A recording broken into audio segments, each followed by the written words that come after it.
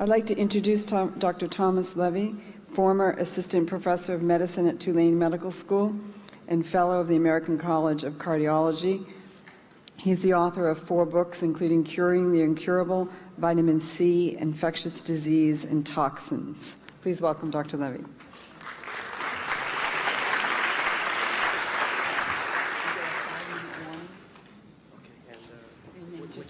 You want to go this way for forward and this way for back. Okay, good, thank you.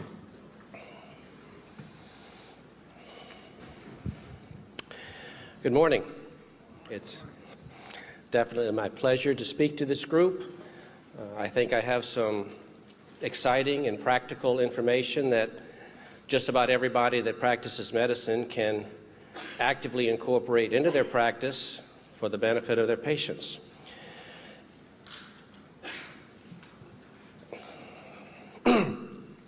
Probably back in the 1930s, Dr. Albert St. George, a Nobel Prize laureate, discovered vitamin C.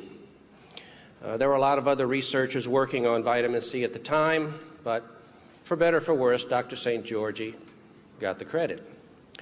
One thing at the time, and since then, over the subsequent few years that St. George did a lot of work with vitamin C, he came up with a very interesting hypothesis that I believe the evidence now indicates is firmly rooted in fact and clinical efficacy.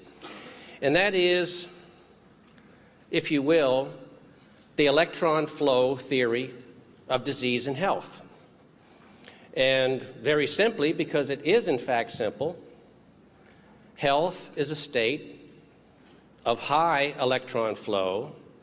Disease is a state of low electron flow, or exchange, if you will. And of course, with antioxidants and pro-oxidants, the Romulus and Remus of the body,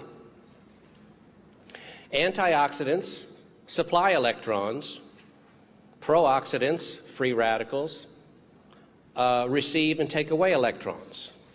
And as we'll see in a moment, toxins and infections are virtually all pro-oxidant. Vitamin C, as what I will call the premier antioxidant for the body, readily donates electrons.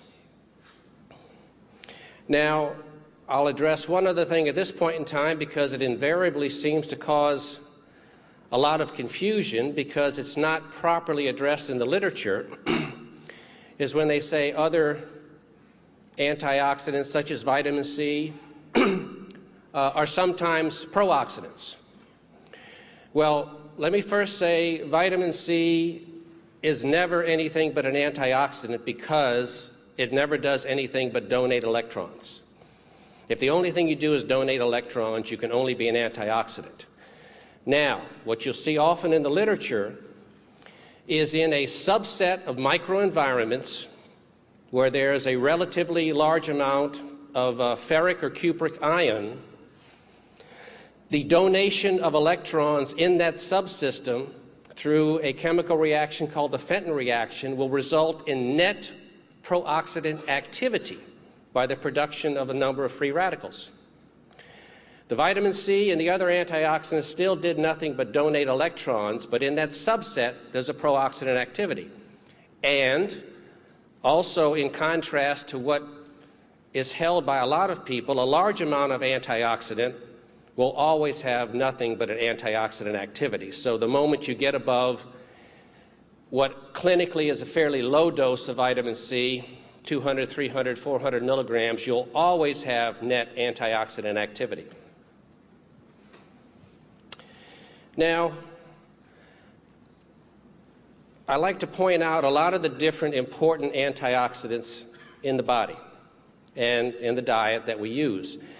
And by no means do I ever want to leave any group of medical practitioners with the idea that vitamin C is the only important antioxidant. All antioxidants basically are the same insofar as to the donation of electrons. But we obviously know there are tremendous different clinical effects of one nutrient to another, one antioxidant to another, and I would submit to you that that has to do with the bioavailability of the substance itself. Alpha-lipoic acid, for example, is fat-soluble and water-soluble. Vitamin C is predominantly water-soluble. Vitamin E is predominantly fat-soluble.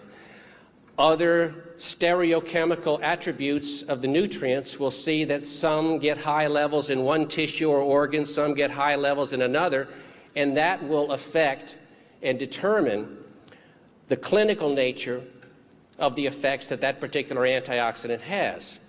Vitamin C eventually gets into just about every tissue in the body, which is probably why it's the most profoundly effective antioxidant on different clinical conditions, especially if you take a high enough dose. And acetylcysteine is another particularly important one because there have been a number of studies that have shown that NAC, for example, can directly bind mercury as one of the heavy metal toxins and promote its elimination. Silymarin and silibinin,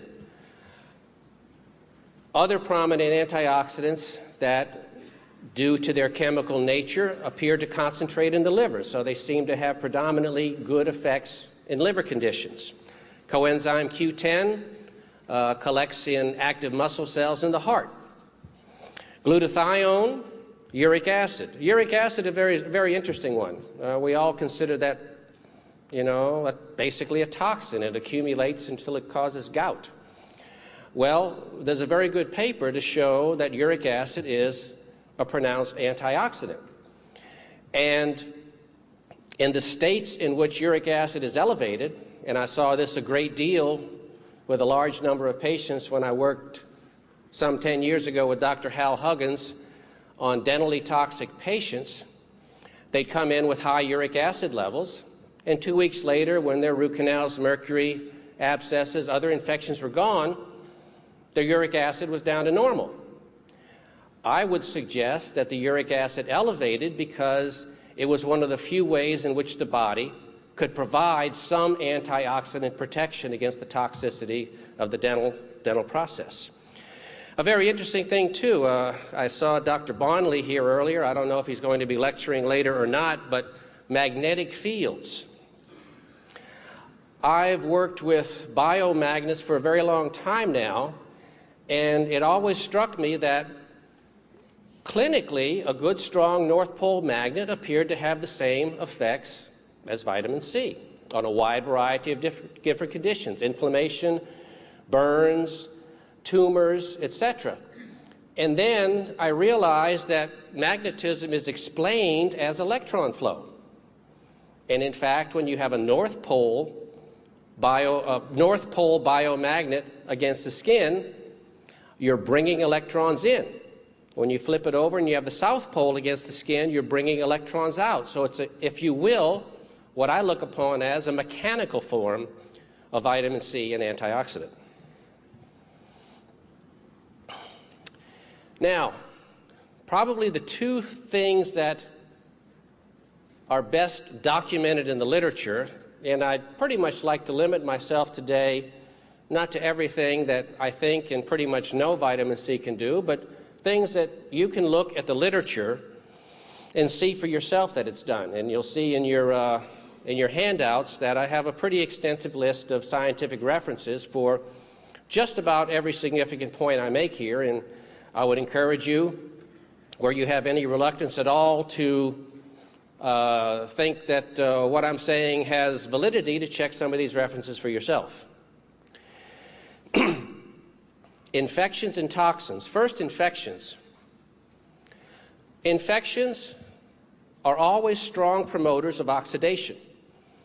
And in every paper that I went through, and it was quite a few, that looked at infections and also measured parameters of oxidation, there was always increased laboratory evidence of oxidative stress. Oxidative stress, i.e. pro-oxidant, i.e. free radical, i.e. the antithesis of an antioxidant. And again, where they measured it where they looked at tissues, body fluids, blood. There were also always decreased levels of antioxidants. So the very presence of an infection appeared to directly mean that whatever levels of antioxidants were present were being consumed or metabolized. And there's also a number of reports that have shown that when the infection is severe, you have a massive consumption of antioxidants, and you can often get a clinical syndrome of scurvy. And it's very rarely recognized as scurvy because the few times that scurvy is seen these days are usually chronic states. So you're seeing somebody who's debilitated, fighting infections, periodontal disease, etc. But when you induce scurvy dramatically and quickly, the thing that you primarily see is hemorrhage. This is what happens in an Ebola virus. You have some poor native in Africa that has 3 molecules of vitamin C in their body, and they get Ebola virus. All their antioxidants are consumed very rapidly, and their method of demise is bleeding, is hemorrhage. Now, when you're dealing with infections, you're just about always dealing with a clinical picture of toxicity as well, regardless of the infection. What do I mean by that? Well, first of all, not all, but many infections, the microorganism itself is either toxic, an endotoxin, or the microorganism itself secretes as a metabolic byproduct a toxin, an exotoxin. We all know the many different infectious diseases that do this. Diphtheria, pertussis, the list goes on.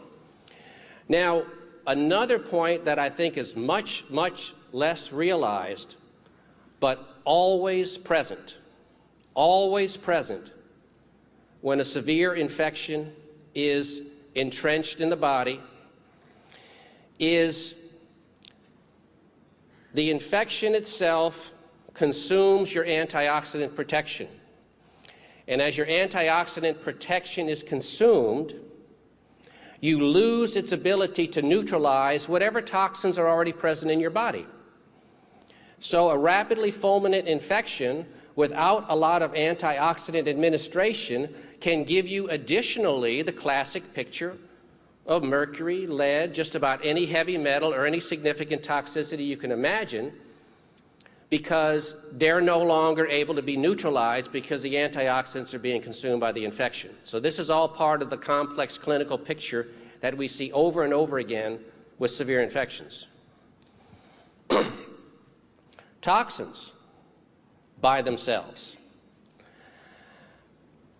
Every article I came across, again, that addressed this question clearly showed that all toxins are pro-oxidant, i.e., all toxins consume and take electrons in.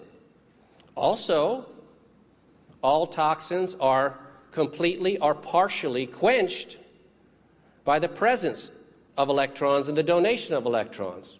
Thus, the effect we'll see of vitamin C. Because of this pro-oxidant effect, again, where you measure it, toxins will reliably consume or oxidize vitamin C and other antioxidants that are already present in the body.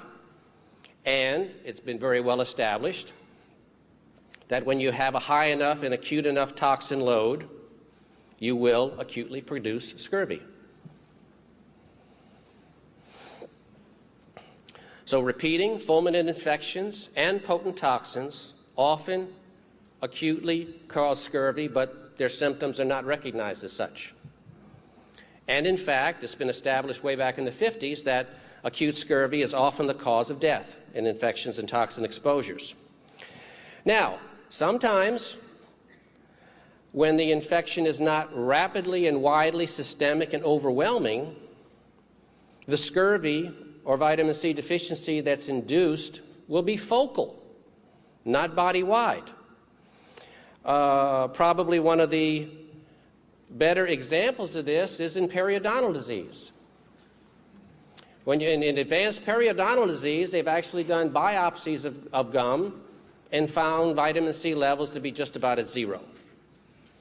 No detectable vitamin C in the gum tissue in the presence of advanced periodontal disease, which makes a lot of sense in light of all the information we've just looked at. So what is a practical suggestion here? Well, wherever you have a clearly established infection, a clearly established condition of increased toxicity or intoxication, regardless of whatever else you're doing to treat the patient, you should always vigorously supplement vitamin C, because the toxin in the infection itself is automatically inducing a vitamin C deficiency.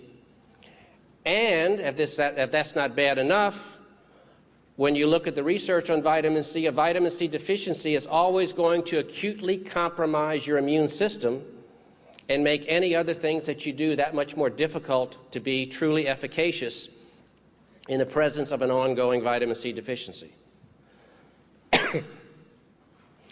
Now,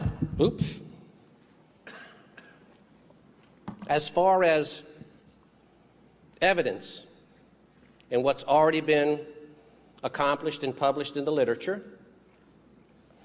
and again, this is pretty well summarized in the references that you can go to if you so choose.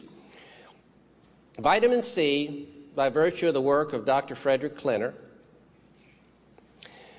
is an absolute viricide. Again, in all the literature that I've reviewed, and it's been quite massive, so far there's not been a single virus which, when brought into direct contact with adequate levels of vitamin C, either in vitro or in vivo, where the virus is not 100% inactivated or destroyed. Period. Really, the only times you have any sort of clinical failure in treating a viral syndrome with vitamin C is usually going to be one of two situations.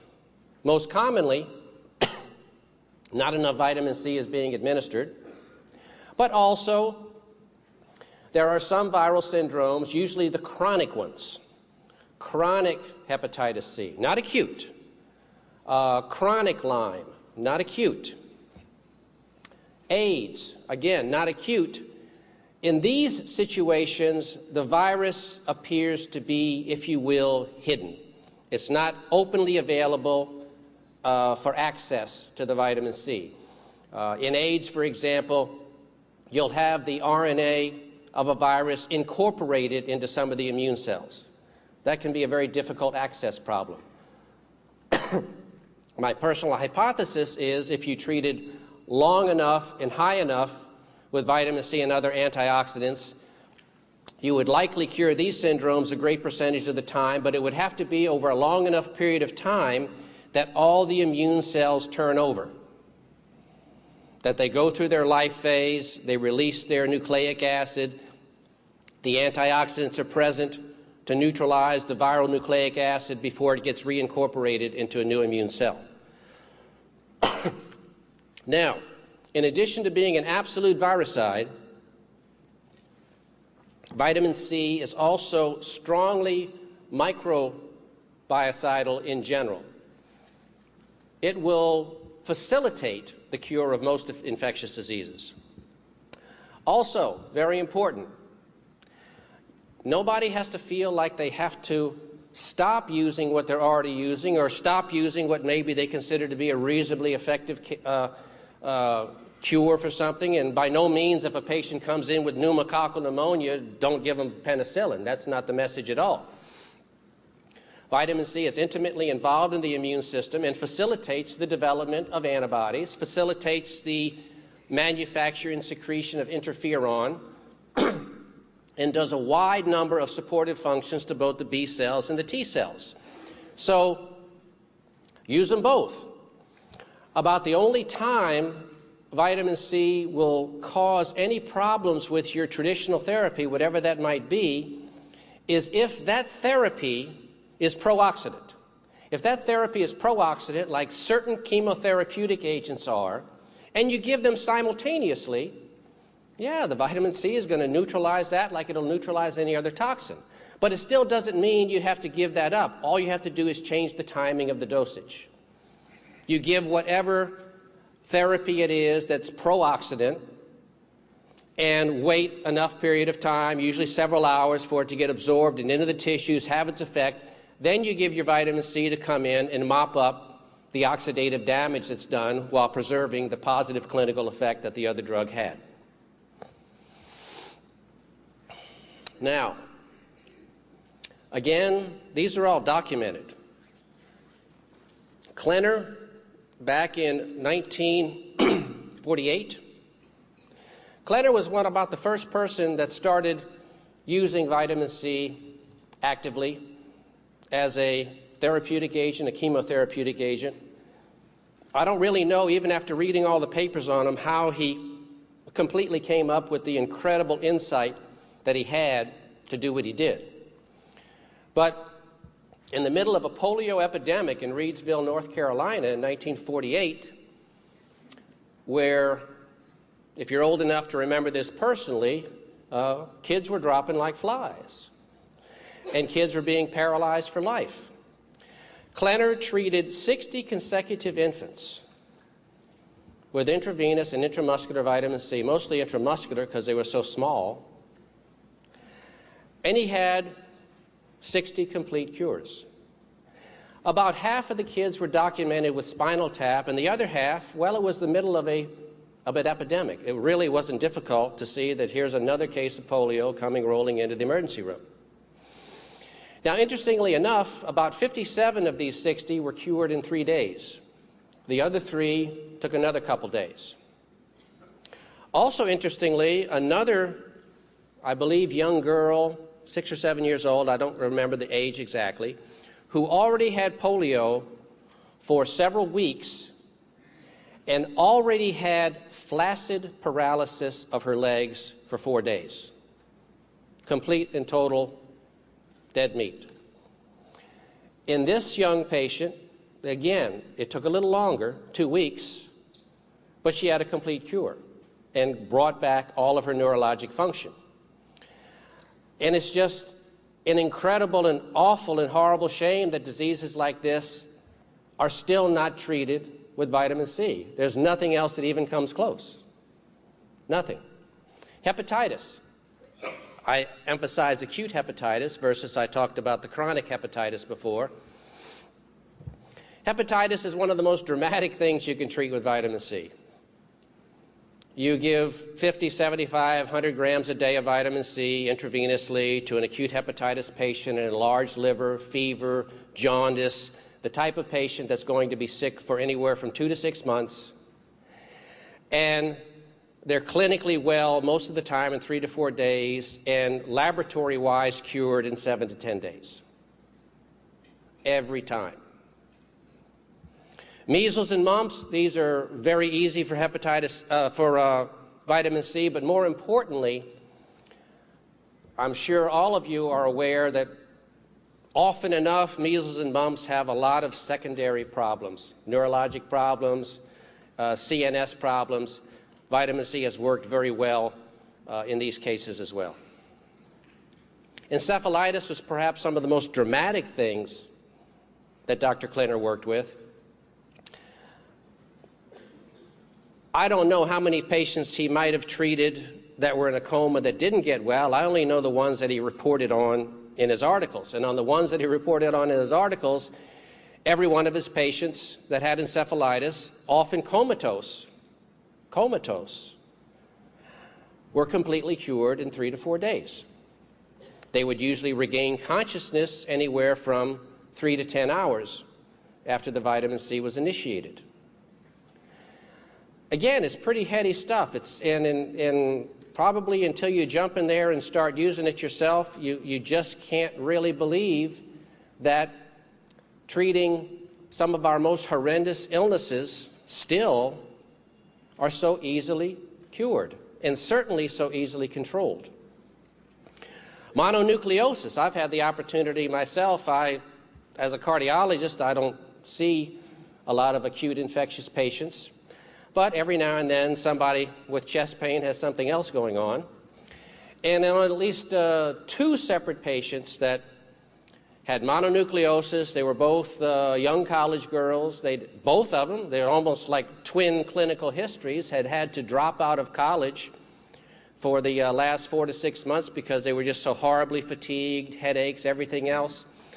Both of these young ladies were fine in 3 to 4 days, complete cures. In entitling my book, Curing the Incurable, I don't aim to be inflammatory, I just aim to be accurate.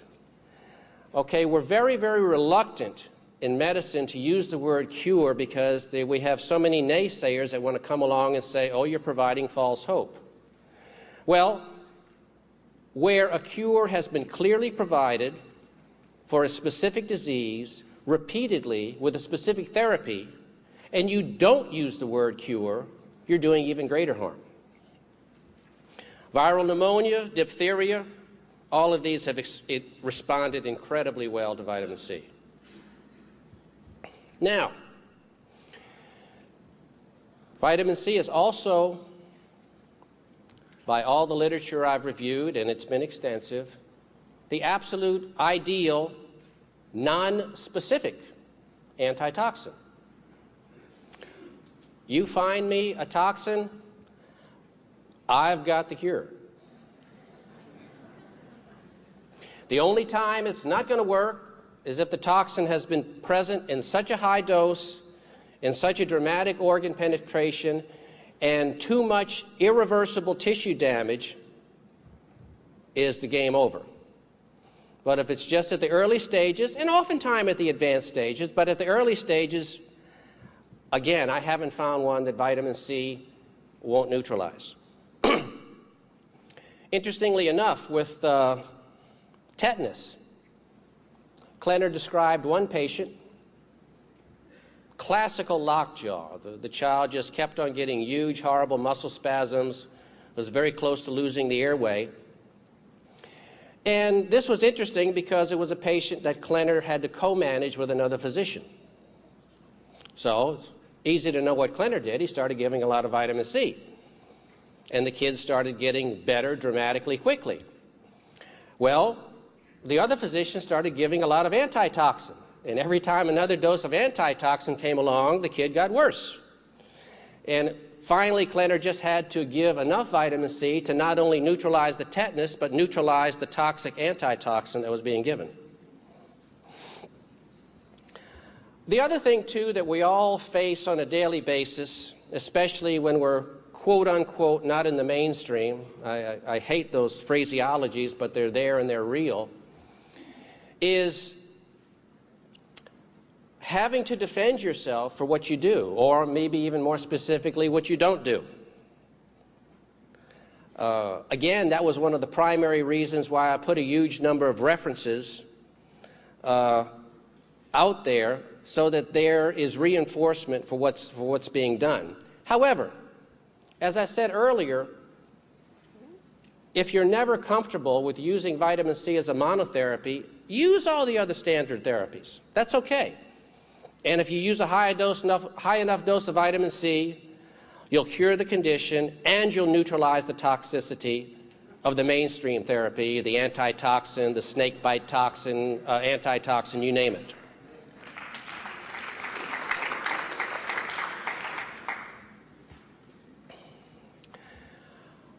Probably some of the other more incredible case histories that Klenner reported were with carbon monoxide. He'd bring patients out in minutes with IV vitamin C. Also, on some of the insect bites and other toxic bite syndromes that he faced, I think it's very important to understand the rapidity with which not only toxins can have their toxic effect, but vitamin C and other antioxidants can have their antitoxic effect. If you look through his articles, you'll see some dramatic occasions where I think in one case it was a brown recluse spider. This patient came in having been recently bit, comes into Klenner's office, and I might add, Klenner had a policy in his office to start the vitamin C and then take the history.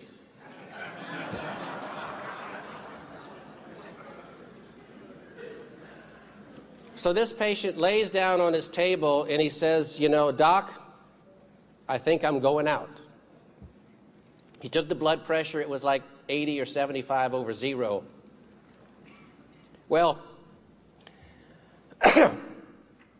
Klenner did something that most people would think unfathomable. And believe it or not, a lot of doctors today, especially quote-unquote mainstream, would consider what Klenner did to be uniformly fatal to anybody that it was done to. But I can tell you that's simply not true because I've done it many times myself and to myself. And what Klenner did was he started a butterfly in the patient's arm, and then he took the highest concentration of vitamin C, the way it comes today in the ampules or vials. I think it's 500 milligrams per cc. And he gave something on the order of 7 to 10 grams IV push, and in Klenner's own words, as rapidly as a 20-gauge needle will allow. That's the rate. So don't ask me how many drops per minute or drops per second. You just push on the syringe until sweat pops out on your forehead, and that's the rate that Klenner used. And before the syringe was all the way down, the patient was coming out of it. And when you're getting high enough doses of vitamin C in the patient, this is how quickly they respond from snakebite and other circumstances. When I see news shows, I saw one last night or the night before, this poor little girl who's just come out of a long-standing coma from her West Nile virus. I've cured 2 cases of West Nile virus, the only 2 cases that have come to me. Very simple. West Nile has been one of the most responsive viral syndromes I've ever seen. Nobody should die or be sick of West Nile virus. Please remember that. Nobody. Mushroom poisoning. How toxic is that? If you don't die, you have a 50% chance of liver failure. Interestingly enough, this was first cured by a Frenchman several decades ago by the name of Lang, I think L-A-I-N-G. And he used a combined protocol of, I believe, alpha-lipoic acid, milk thistle, and a paltry 3 or 4 grams of vitamin C. Anyway, he was so effective in totally reversing Amanita phalloides mushroom toxicity, one of the most severe toxins I know of, that whenever he put on a lecture or talked around the world or around the country, he would start by taking 3 to 4 times the lethal dose of mushrooms right on the spot. That's what you call confidence in your in your theories and beliefs. Since there's always another circumstances that you've never allowed for, I'm not quite into taking uniformly fatal doses of anything to prove my point. Lead and other heavy metal poisonings. The first exposure that I had to the incredible abilities and capabilities of intravenous vitamin C was with Dr. Hal Huggins. For those of you who don't know Dr. Huggins, I consider to be the world's most prominent authority on mercury toxicity from dental fillings, and has now a lot of people are on the bandwagon, but Hal was pretty much fighting the fight all alone 25, 30, 35 years ago. Well, I was in Colorado Springs, and Hal and I were talking at a conference together, and he said, come on by my clinic sometime. And so I did, and I saw things that weren't supposed to happen. I saw patients that had been wheelchair bound for a couple years get up and take a few steps after 2 weeks when all the dental toxicity was properly removed from their mouth. But significantly, with regard to vitamin C, Hal would always give everybody that got their dental work an IV of vitamin C, 35 to 50 grams, infused before, during, and after the dental work. I saw patients horribly ill. I mean, they didn't even feel like they wanted to be alive, that would come in and get 3 or 4 root canals extracted and half a dozen amalgam fillings replaced. And the same night, they felt so good they wanted to go out and chew on a steak on their remaining teeth. I said, something's not right here. Something's not meshing with my understanding of medicine and disease and illness and toxicity. And that started me initially on my work on vitamin C. And in addition, obviously, to the loss of toxicity, when things are properly done with the toxicity in the mouth, you can get tremendous clinical responses very quickly, non-specifically, with intravenous vitamin C. Pesticides, this would work dramatically too. Radiation toxicity. Remember, this is just a prototypical evidence of pro-oxidant activity. And there's a huge amount of literature to show that when you have a high enough dose of vitamin C and other antioxidants, this is an easily neutralized syndrome too. Now, if a nuclear bomb drops 50 miles away, I don't know. It might be too much radiation there, but by the same token, I don't know what the guideline will be. If you're sitting there with your 100-gram vitamin C infusion going, you might make it. Quickly, not to minimize the importance, but due to time considerations, it's very important when you're dealing with toxicity, when you're trying to overall improve your patient's long-term health, not to just neutralize their toxicity for the moment, but to get to the sources of their toxicity. I've been involved in 2 different books related on this topic, and the science is overwhelming. It's not subtle, it's overwhelming. Root canal treated teeth, in my opinion, the scientific literature shows, are the most toxic entities on the planet, 100%. And if it's not 100%, then it's 99 plus, because over 5,000 extracted root canal teeth that we've sent to Dr. Haley for examination, 100% have been highly toxic. Not 99.9, 100. When you do a root canal, you carve out the nerve and blood supply. Guess what? You took away the immune system's access to the tooth. A lymphocyte can't jump across the Grand Canyon. It's got to have blood supply, nerves, in order to get to the bacteria in the tooth. So once you've had a root canal done, that tooth is never sterile again, and it's producing enormous toxins, often more toxic than botulism. Toxicity consumes antioxidants, and it's just about impossible to keep your level of antioxidant protection high enough when you have these entities present. In 1950, Dr. Joseph Issels in Germany, at a time probably when less than 1% of the population had root canals, he ran a quote-unquote, I hate the word, alternative cancer clinic.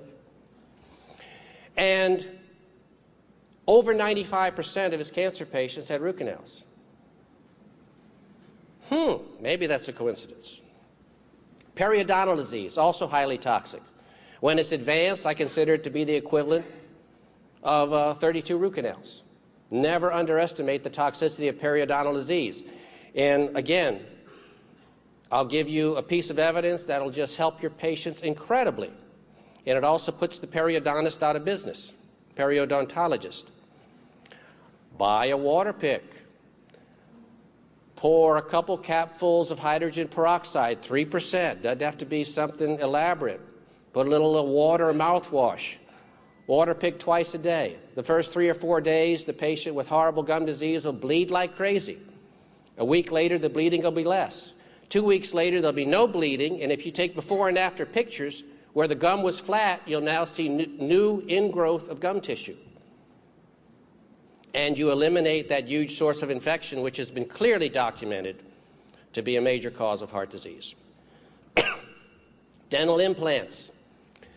Not bad theoretically, but they're always done immediately or too close to extraction, and they screw it through an area of developing cavitation and toxicity. So if they let things completely heal up and then use non-toxic materials, maybe it would be an acceptable procedure. But the way it's done now, it's as toxic as anything else. Toxic dental materials, aluminum, stainless steel, these are all highly toxic things. Orthopedic medicine stopped using them a long time ago because of increased cancer risk, but dentistry never followed suit. Cavitations, just about every large tooth that you get extracted ultimately ends up with a pocket of necrotic material with toxins in them, the same level of toxicity as a root canal. Abscess is horribly toxic. If you have an abscess tooth, get it out yesterday. Teeth cleaning. Nothing wrong with getting your teeth cleaned, but you probably won't have to do it if your calcium phosphorus is in balance, if you water pick with the hydrogen peroxide. But if you do, take your vitamin C before, because you're going to release a huge amount of toxins and bacteria into the bloodstream acutely during that period. Safety of vitamin C. It's still incredible, the attacks on vitamin C. I can only imagine it's because it's so highly beneficial. What's this about vitamin C and kidney stones? Newsflash. In people with normal renal function, you'll see there's some precaution if there's existing kidney disease. But in normal renal function, I think it's a Northeastern school, Harvard. In a very large study, over 50,000 people, they showed vitamin C not only did not cause kidney stones, it reduced the incidence of kidney stones, and it helped resolve pre-existing kidney stones. Organ transplants. This has always been a theoretical one. It's a vitamin C stimulates your immune system. Well, it's probably going to cause your organs to be rejected then because you're taking immunosuppressives. But in point of fact, so far, vitamin C has been associated with lower rejection in the animal studies that they've done. Now, maybe there's a magic dose, so that'd be different, I don't know. Rebound. This is important in people that are taking large doses of vitamin C on a regular basis. They get into a car accident, they go into the hospital, they get emergency surgery. 5 days later, they're in the ICU. They haven't taken a molecule of vitamin C for 5 days. Yes, you can get into some acute, post-operative, infectious, scurvy situations, and your family members should be aware enough to make sure that you continue taking some vitamin C during periods like that, because that can be an increased time of danger if you've been taking it for a long time and then you're taking it off, surgical stress, infection, things can go downhill quickly. Let's see. Finally, proper administration of vitamin C. And this is going to be a very abbreviated version. But dose, multigram. No 100, 200, 300, 400 milligrams. Give that to your flowers. Root, intravenous. Intravenous for maximal effect, but don't ignore the opportunity, even if your patient is getting 100 or 150 grams of vitamin C intravenously, not to take their total oral dose as well. You get more vitamin C in, you start cleaning up a toxic gut. A lot of the microbes in the gut produce endotoxins in the same way that a root canal tooth does. Rate depends on the clinical status. If the patient's not getting better quick enough, Klenner gave more frequently. Frequency, duration, type, 1 minute. So I'm going to leave you dangling. My next research project is to show exactly how toxic everybody is making themselves and their beloved older women and their family with calcium. Calcium, I'm going to tell you, is toxic in the long run and is going to cause a whole lot more problems with heart attack and cancer than an arguable reduction in osteoporosis fracture rate. So I avoid calcium as an ascorbate because I advise high levels of ascorbate, and it has far too high associated calcium with it. Adjunct therapies, like I said, Don't avoid those because vitamin C will just about always operate synergistically with whatever else you're using. Thank you.